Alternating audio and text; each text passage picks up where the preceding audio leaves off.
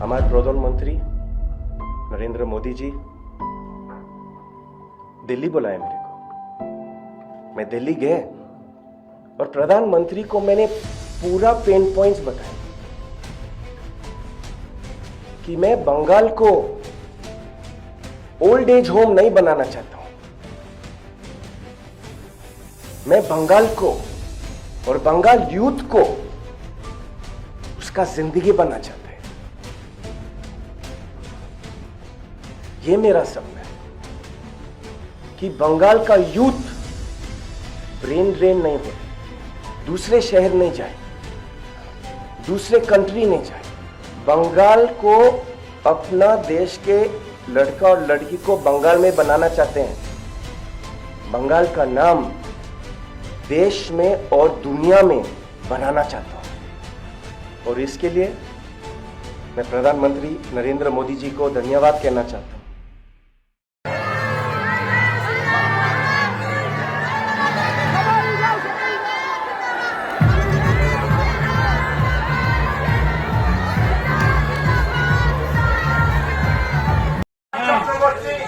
আপনাদের কাছে আপনাদের আশীর্বাদের জন্য আপনারা আপনাদের মহামূল্যবান আরে বাপ রে কি শ্রীমতী পূর্ণিমা চক্রবর্তীকে পদ্মভূষণ প্রদান দিবে। এগিয়েও না এগুলো ছবি হবে। ভারতীয় জনতা পার্টির প্রার্থী আপনার আমার ঘরের মেয়ে পূর্ণিমা চক্রবর্তী, শ্রী শ্রী রাধাকৃষ্ণ মন্দিরের সেবিকা পূর্ণিমা চক্রবর্তীকে দোয়ার করে আশীর্বাদ করুন। আগামী নির্বাচনে পূর্ণিমা চক্রবর্তীকে পদ্মফুল শিল্পে ভোট দিয়ে বিপুল ভোটে জয়যুক্ত করুন। আসন্ন বিধানসভা নির্বাচনে ভারতীয় জনতা পার্টির প্রার্থী পূর্ণিমা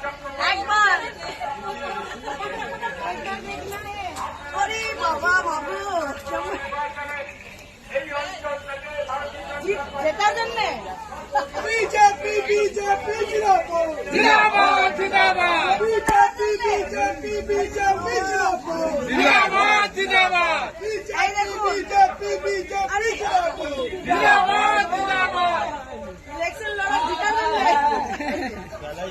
এই দেখুন আমার আশীর্বাদ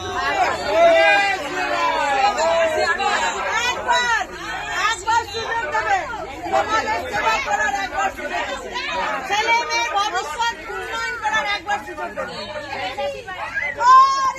ভাই সামনে গেলে তো হবে না, দূর থেকে নাও না। আপনাদের দুয়ারে আপনাদের সাথে পরিচয় করতে আসছে ভারতীয় জনতা পার্টির প্রার্থী শ্রী শ্রী রাধাকৃষ্ণ মন্দিরের সেবিকা পূর্ণিমা চক্রবর্তী। আপনার দোয়ার তুলে ওনাকে আশীর্বাদ করুন। আগামী নির্বাচনে পূর্ণিমা চক্রবর্তীকে পদ্মফুল শিল্পে ভোট দিয়ে বিপুল ভোটে জয়যুক্ত করুন। आपके घर में आपके पास आए हैं आपके अपने पूर्णिमा जी, आपके पारा के पूर्णिमा जी, आपके बीच के पूर्णिमा जी, आपके बेटी पूर्णिमा जी। उनको दोनों हाथ उठा के आशीर्वाद करें और 29 अप्रैल को भारी से भारी मतों से अपना मूल्यवान ভোট देके विजयी बनाए। আমাদের পাড়ার থেকে প্রায় 200 জনের বেশি নিয়ে যাব আর অতি উৎসাহে যাব। আমাদের সাথে আমরা গর্বিত যে আমাদের ভারতের প্রধানমন্ত্রী শ্রী নরেন্দ্র মোদীজি আসছেন। এ তো খুব খুশির খবর, তো ভালো খবর। প্রধানমন্ত্রী যেহেতু আসছেন আমাদের কুচবিহারে, আমরা অবশ্যই 200 কর্মীর উপরে নিয়ে যাব আমাদের বুথ থেকে। পশ্চিমবাংলায় টিএমসির পায়ের মাটি সরে গেছে। পশ্চিমবাংলায় টিএমসির যে কর্মীগুলো থেকে শুরু করে অন্যান্য নেতৃত্বরা যেভাবে দুর্নীতি করেছে, হ্যাঁ, তাতে সাধারণ জনগণ বুঝে গেছে যে এইবার ওনাদের শেষ বিদায়। তো এর থেকে দুর্ভাগ্যজনক পশ্চিমবাংলার মধ্যে নাই আর কি। বাড়ির যেগুলো ছেলে যায়, বাড়ির যে ওখানকার যে স্টেটের লোক আছে বলে তোমাদের ওখানে কি কিচ্ছু নেই, এটাই বলে আর কি। তো এখানে যে দুর্নীতি দিয়ে ভরে গেছে না, এটা বলার মতো কিছু না, আর সবাই জানে অবশ্যই। হাসপাতাল শুধু নামমাত্র মহকুমা, এখানে কোনো পরিষেবা নেই। ডাক্তাররা শুধু, আমি তো অনেকবার গেছি পেশেন্ট নিয়ে, শুধু ওই ডাক্তার নামমাত্র ডাক্তার। পশ্চিমবাংলায় যে বেকারত্বের যে পরিমাণ দ্বিগুণ হয়ে গেছে। চাকরি নেই, কলকারখানা নেই, শিল্প নেই, সেই জায়গায় পাল্টানো অবশ্যই দরকার। অবশ্যই পরিবর্তন তো অবশ্যই পরিবর্তন হবে, এটা আবশ্যিক। আর বাংলার মানুষ, পশ্চিমবাংলার মানুষ অতিষ্ঠ হয়ে গেছে এই টিএমসির অপশাসনের ফলে। কি বলবো, পাল্টানো দরকার, চাই বিজেপি সরকার।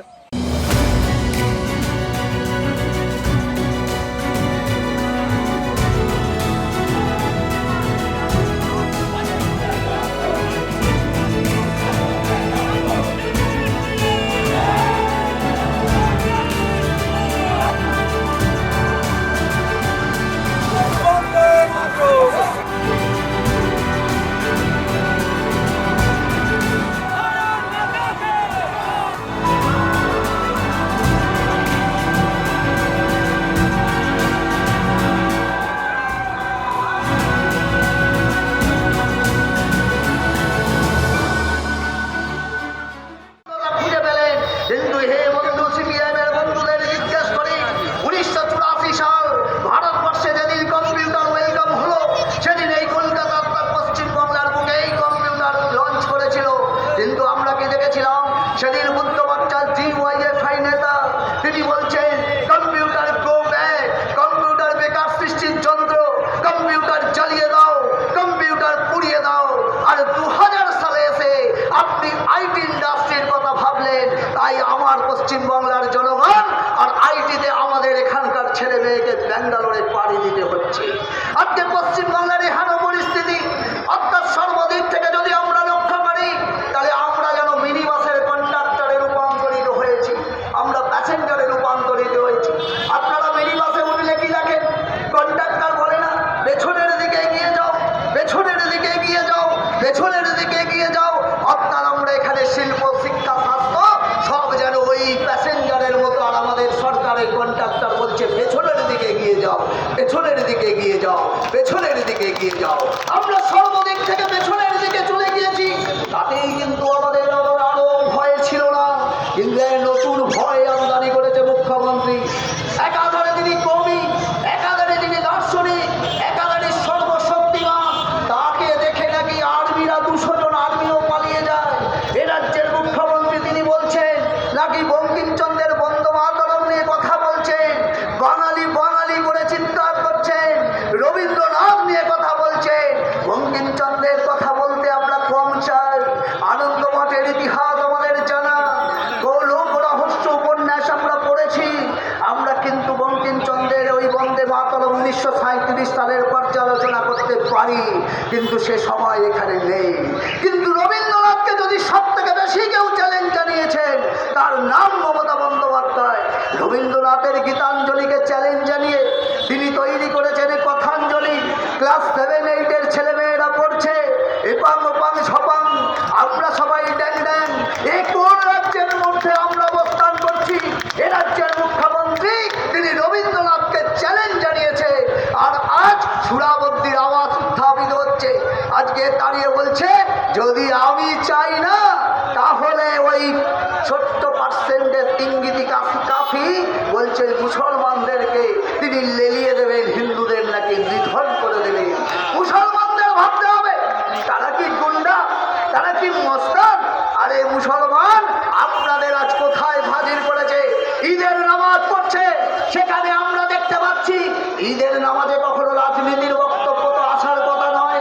ঈদের বক্তব্যে এখানে তো মৌলভী সাহেবের কথা বলার কথা ছিল, সেখানে তো মহিলারও যাওয়ার কথা নয়। কিন্তু মমতা ব্যানার্জি সেখানে যে রাজনৈতিক ভাষণ দিচ্ছে, আর এখানে বসে বসে মুসলমানরা তা উপলব্ধি করছে। আরে মশাই, আপনাদের তো যাত্রাপালায় পরিণত করেছে। আপনারা ছোটবেলায় যাত্রা দেখতেন না? আমি হাওড়ার ছেলে, প্রত্যন্ত অঞ্চলে বিভিন্ন সময় ছোটবেলায় যাত্রা দেখতাম। একটা যাত্রাপালার নাম ছিল সাদ্দুল জারাক খান। সেই সাদ্দুল জারাক খানে আর ওই দুজন যোদ্ধা পরস্পরের মধ্যে টিনের তরবারি নিয়ে যুদ্ধ করছে। আর যুদ্ধের পরিসমাপ্তি ঘটলে ওই দুই যোদ্ধা একটা গিড রুমে যখন একটা সাজঘরে দেখবেন যে একটা বিড়ি দুজনে ভাগ করে খাচ্ছে। এ রাজ্যের মাটিতে তৃণমূল সিপিএমের লড়াই ওই ঠিক যেন ওই সাদ্দুল জারাক খানের যাত্রাপালা। কোন রাজ্যে আমরা বসবাস করছি? পশ্চিমবাংলার মাটিতে দাঁড়িয়ে। তাই আগামী নির্বাচন আপনাকে চিন্তা করতে হবে। কোন রাজনৈতিক অসম প্রতিযোগিতা আছে কথা আমরা স্বীকার করি। আমরা দেওয়াল লিখনে, পোস্টারিংয়ে আমরা বিপ্লব ঘটাতে পারি না, কারণ দেওয়াল বিপ্লবে আমরা বিশ্বাস করি না।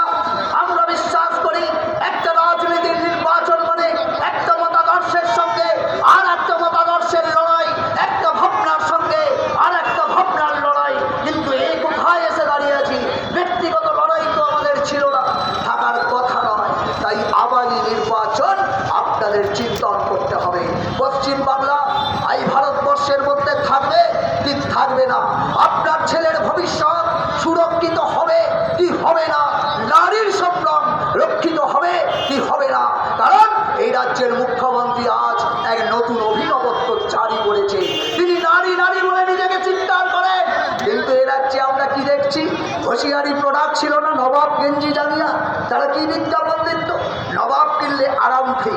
আমরা দেখেছি আপনারা যারা ট্রেনে যাতায়াত করেন তারা দেখবেন একটা কলম বিক্রেতা, একটা কলম কিনলে আরেকটা করে আরো 10টা কলম ফ্রি, একটা চিরুনি কিনলে আরো 4টে চিরুনি ফ্রি। পুজোর সময় দেখবেন স্লোগান হচ্ছে বাই ওয়ান গেট ওয়ান, একটা কিনলে আরেকটা ফ্রি। এ রাজ্যের দিদিমণি বলেছে তৃণমূল করলে ধর্ষণ ফ্রি। অর্থাৎ এই পশ্চিমবাংলার মাটিতে দাঁড়িয়ে তৃণমূল করলে ওরা ধর্ষণের অনুমতি পাওয়া যায়। আপনারা সেই চিত্র বহু ক্ষেত্রে দেখেছে।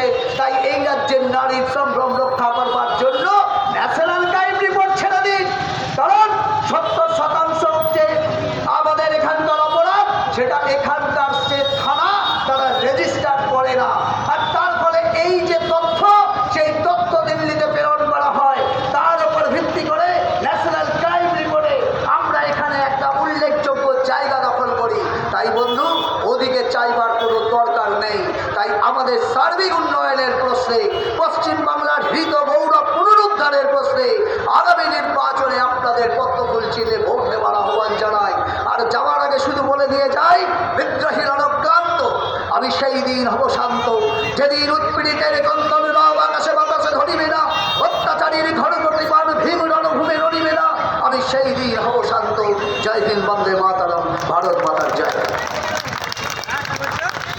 তুই তোর ওই স্ত্রী পুত্রেরও মৃত্যু দিয়ে গেলি, তাদেরকেও পথে বসিয়ে গেলি। যদি তোর এতই মরার শখ ছিল, তাহলে তুই বাজার থেকে পয়সা খরচা করে হরিডন কিনতে গেলি কেন? তার থেকে তো অনেক কম পয়সায় 2 বোতল চোলাই কিনে আনতে পারতিস। আর ওই 2 বোতল চোলাই খেয়ে মরলে পারে এই কৃষক দারুদি মুখ্যমন্ত্রী তোর জন্য 2 লক্ষ টাকা অনুদানের ব্যবস্থা করত, যা দিয়ে তোর এই কৃষকের, তোর এই স্ত্রী পুত্র বেঁচে যেতে পারত। এহেন পরিস্থিতি দাঁড়িয়ে কৃষকের পাশে নেই শ্রমিকদের স্বার্থ রক্ষা, কৌল শ্রমিকদের স্বার্থ রক্ষা। সিপিআইএম 34 বছর ধরে রুগ্ন শিল্পকে একবারে ধ্বংস সাধন করে। আমরা যখন পশ্চিমবাংলায় বামফ্রন্ট সরকারকে আসতে দেখেছিলাম 1977 সাল, সেদিন এই বাংলা শিল্পে দ্বিতীয় স্থানে ছিল। মহারাষ্ট্রের পরেই বাংলার স্থান।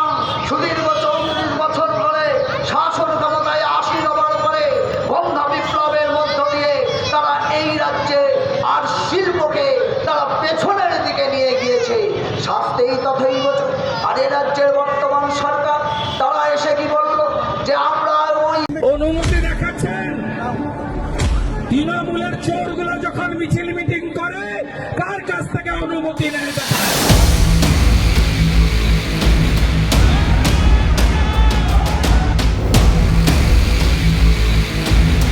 রাজনীতি তার রন্ধ্রে রন্ধ্রে। ছোট বয়স থেকেই সিপিএমের হারমাতদের বিরুদ্ধে শুরু তাঁর লড়াই। নীতির সঙ্গে অবশ্য কখনো আপোষ করেননি তিনি শুভেন্দু অধিকারী, মেদিনীপুরের ভূমিপুত্র। নন্দীগ্রামে এই শুভেন্দু অধিকারীর গড়ে তোলা প্রতিরোধ সংগ্রামের উপর ভর করেই রাজ্যে ক্ষমতা দখল মমতার। তবে মমতার দুর্নীতি সহ্য না করতে পেরে মানুষের জন্য নতুন করে লড়াই শুরু তার। 2021 সালে সেই লড়াইয়ে মমতাও হেরে যান তার কাছে। এরপর থেকে রাজ্যের বিরোধী দলনেতা হয়ে নন্দীগ্রামের মানুষের পাশে থেকেছেন তিনি। 2025 সাল পর্যন্ত নন্দীগ্রামের উন্নয়নে 87 কোটি খরচ করেছেন শুভেন্দু অধিকারী। কৃষি, স্বাস্থ্য, সড়ক, সেচ ও শিক্ষা খাতে 87 কোটি খরচ। সেচ ব্যবস্থা, গভীর নলকূপ স্থাপন ও কৃষকদের সহায়তায় আধুনিক চাষ পদ্ধতির প্রশিক্ষণ দেওয়ার উপর জোর দিয়েছেন তিনি। নন্দীগ্রাম সুপার স্পেশালিটি হাসপাতাল আধুনিকীকরণের উপর জোর দিয়েছেন। বিধায়ক হিসাবে 4 বছরে মোট 103.35 কিলোমিটার গ্রামীণ সড়ক নির্মাণ করিয়েছেন শুভেন্দু। স্কুল ও অঙ্গনওয়াড়ি কেন্দ্রের নতুন ভবন নির্মাণ করা হয়েছে। নন্দীগ্রামে স্কুলে স্মার্ট ক্লাসরুম চালু ও বেঞ্চ ডেস্ক সরবরাহ করা হয়েছে। প্রতিটি বাড়িতে পানীয় জলের সংযোগ দেওয়া হয়েছে। নিকাশি ব্যবস্থা উন্নত করতে 7.84 কিলোমিটার নতুন নালা নির্মাণ হয়েছে। জল জমা রুখতে পুকুর সংস্কার ও গভীর খাল খনন করা হয়েছে। আবার এসআইআর প্রক্রিয়ায় কারচুপি নিয়েও বারবার সরব হয়েছেন তিনি। শুধু নন্দীগ্রামেই নয়, রাজ্যের অন্য জেগে আছে আজ আমার শহর, ঘুম নেই কারো চোখে, বিচারের খোঁজে মানুষ নেমেছে, হাসি নেই কারো মুখে। রাতের শহর, রাতের আকাশ, বলে দাও তুমি কার? মুখ বুঝে তুমি সহ্য করেছে অত্যাচার। তিলোত্তমা, তোমার জন্য রোজ প্রতিবাদ চলবেই, শিরদাঁড়াগুলো বিক্রি হলে প্রশ্ন তখন উঠবেই। তিলোত্তমা, তোমার জন্য রোজ প্রতিবাদ চলবেই, শিরদাঁড়াগুলো বিক্রি হলে।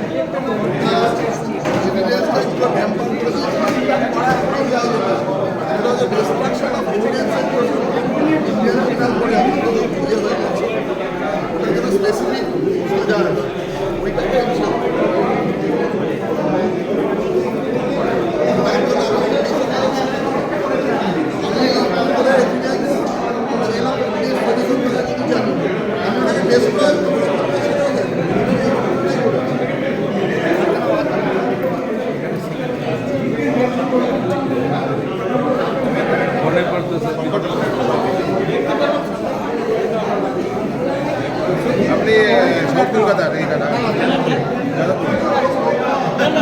যাদবপুর সাগর জেলা জিয়া